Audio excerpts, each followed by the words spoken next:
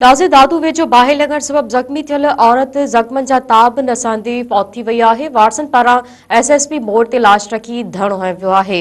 Update वधीक मालूम पियो त अशफाक मलिक खां। जी अशफाक, छा वधीक अपडेट आहे हिन हवाले सां?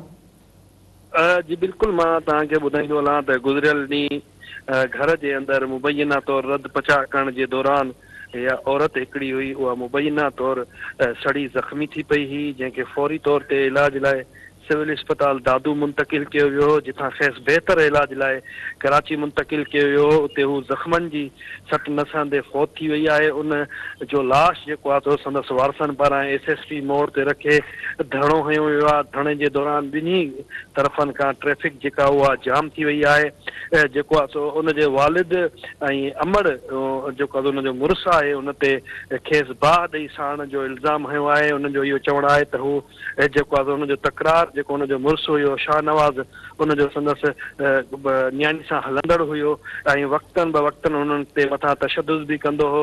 ऐं संदसि न्याणी खे हिकु पुट जो औलाद आहे। गुज़िरियल ॾींहुं खेसि जेको आहे बाहि ॾेई ऐं जेको आहे ॾिनी साड़ियो आहे ऐं इहो ड्रामो रचायो त खेसि रत फज़ा कंदे बाहि लॻी आहे। हिननि इहो आला अख़्तियारनि खां इहो मुतालबो कयो आहे त हिन वाक़िए जो केस दाख़िल करे ऐं हिन में जेको ज़िम्मेवार संदसि मुड़ुसु ऐं ॾेर आहिनि उनजे मथां केस दाख़िल कयो वञे।